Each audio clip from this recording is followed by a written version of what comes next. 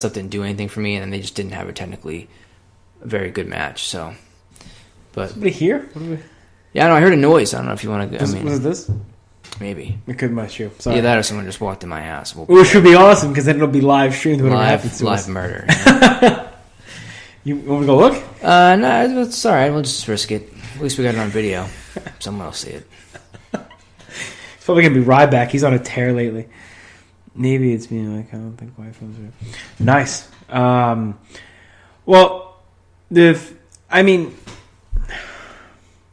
I think the placement of the matches is really a little bit confusing too, because you have the WWE Championship and the Universal Championship back to back with nothing in between them. And usually you could have put Cena and Nikki in that spot. You could have put AJ and I think the AJ and Shane maybe even in that spot. But you go back to back titles matches, then a 6-pack challenge, and then the Undertaker. It's just, I don't know. It was interesting.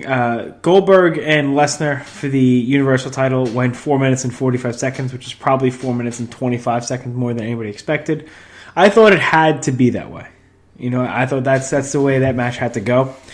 It was obvious Goldberg was going to lose, and for the most part, Goldberg did his job. Literally, he did the job. But since he came back, he cut some good promos. He was sincere. And even in the very short amount of time we had him in the ring holding the belt, he praised the belt. When Brock hit him with the F5, he was still reaching for the title belt. That belt meant something to him, and I can appreciate that from Goldberg and him getting himself in shape at 50 to do what he did. I respect the hell out of him. It's not, you can't blame Brock and you can't blame Goldberg that's who the WWE wants to strap the rocket to, quote unquote. Even though these guys are part-time and they're there every 2, maybe 3 weeks, that's not their fault. They can only do what they could do with that title. And Goldberg, to his credit, took several bumps this match, maybe more than he's ever taken in his career combined. Yeah, it was like I said. I don't think anybody expected it to be a long match. It was not. It was like less than 5 minutes, just under 5 minutes. But they did a lot of action in the 5 minutes that they had. And there was spears, jackhammers, F5s, suplexes, out through a barricade on the outside. So they did a ton of stuff in the time that they had. It was, would you rather have a 15 to 20 minute, legit wrestling match for the championship? Sure. But considering that these guys, like you said, had 5, the limitations that they had, they did a lot in the time given. I thought it was a really entertaining match with the right outcome. So, that they did as well as they could have given the circumstances that they were under. Yeah. RJ says the best analogy, it was like watching 3-on-3 overtime in the NHL. Both sides going all out for 5 minutes. Yeah, that makes a lot of sense. Yeah, that's exactly what it was. It was really entertaining. They went all in. They went full bore for 5 minutes, and it was entertaining. And it was there were no botches that I remember or anything like that. They did all the moves, and that was it. So it was. And Goldberg kicked out of Brock kicked out of a jackhammer. Yeah, which I think was first person. Yeah. And kudos to Goldberg for still being able to get him up there. He had him. That was, they both played their part really well. So next, it was a 5-minute scramble for the women's title. You can't really even rate this match or talk about it. It was what it was. Naomi got the win, as we all kind of expected. She got her win in her hometown in Orlando, and good for her. It was unfortunate she had to drop the title, but she got it back, and they really reinforced 2 nights later on SmackDown when she beat Alexa Bliss 1-on-1, which I think is important kind of to vindicate her victory. Yeah, I don't know what the deal was with her injury and why they decided to take the belt off of her and they're allowing her to come back maybe like 4 weeks later, but whatever, that's what they did. Obviously a really tough spot on the card for these ladies to have their match. But again, it was short. It was 5.5 minutes, but they had a lot of energy in it, and there was a lot of spots and a lot of it wasn't slow or boring. I didn't think it was slow or boring. Considering where it was, it could have been like really bad, and I don't think it was all that bad. 3 years ago, this is a different match, and it's nowhere near as good as this one was. But for the time they got, and you have 6 women going at it, for in 5 minutes, I think the best they could do was clean too. The spots were clean. Yeah. That led us to the main event of the night, Roman Reigns and The Undertaker. Another match that went about 23 minutes. This one, for me, Joe, I'll let you speak on it first, but for me, it was tough to watch.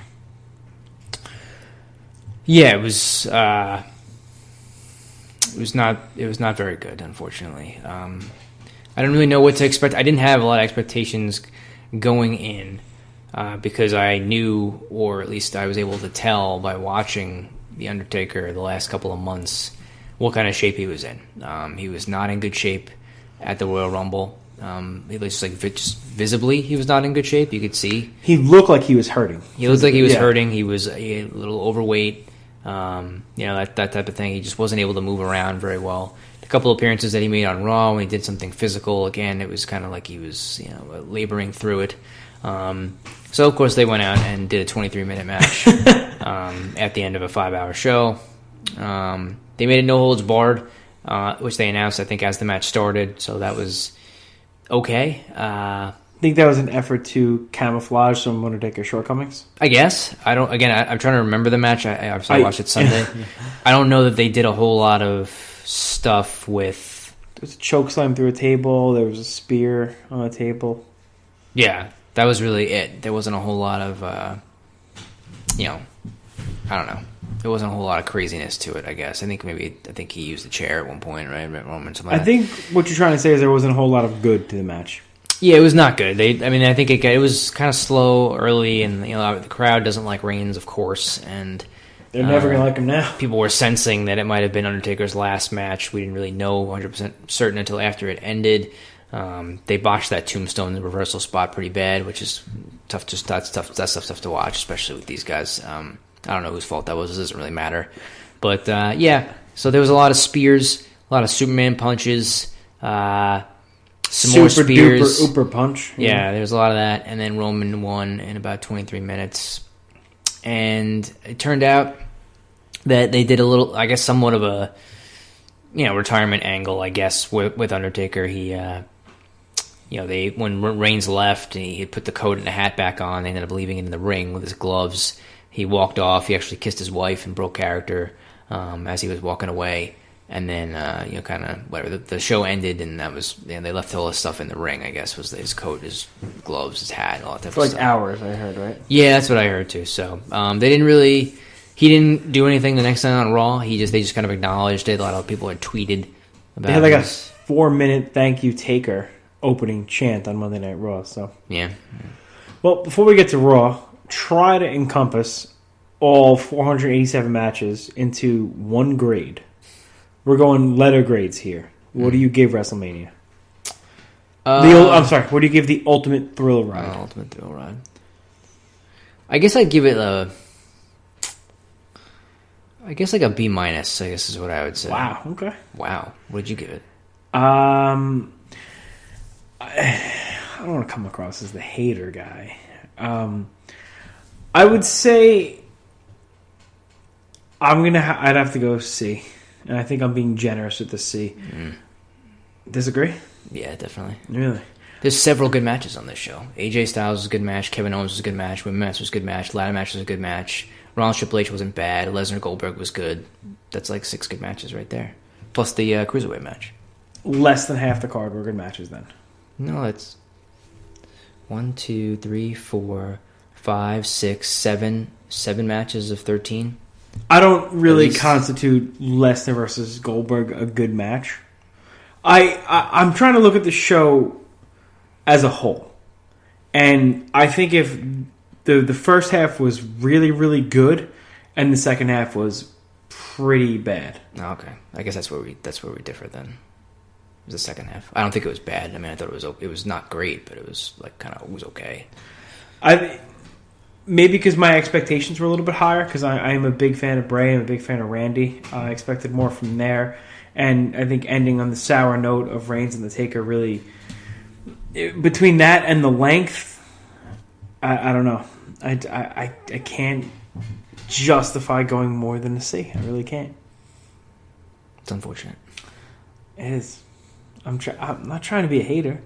Why? I'm a hater, RJ? What did you give it? I'm not a hater. I will gladly rate things that I enjoy.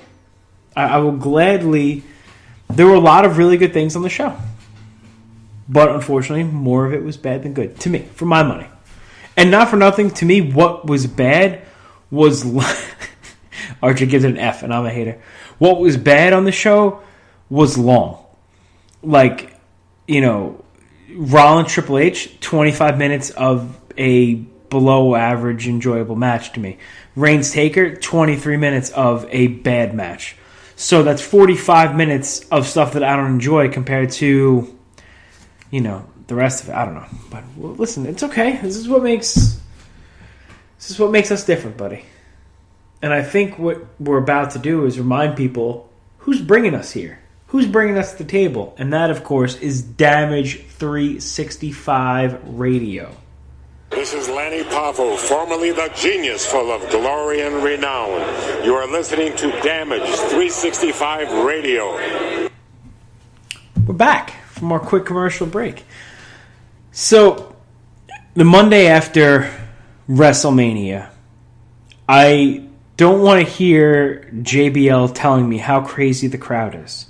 I don't want him letting me know they're going to boo the good guys and they're going to cheer the bad guys. Shut up. I could make my own distinction. Stop leading me into what you want me to think or believe. Now, I mean, I don't know how in-depth you want to go with the show. There weren't too many matches. It was more, the debuts and the big things that happened. Kurt Angle is the new Raw GM, and I thoroughly enjoyed Monday Night Raw. You know one of the main reasons I enjoyed Monday Night Raw? No, Stephanie. There it is. See how much better it is when you have an authority figure who's funny as hell? Like, Angle popped me, several times throughout the show. That's going to be a great change of pace. The Revival came out, and they beat the New Day clean. I thought that was great.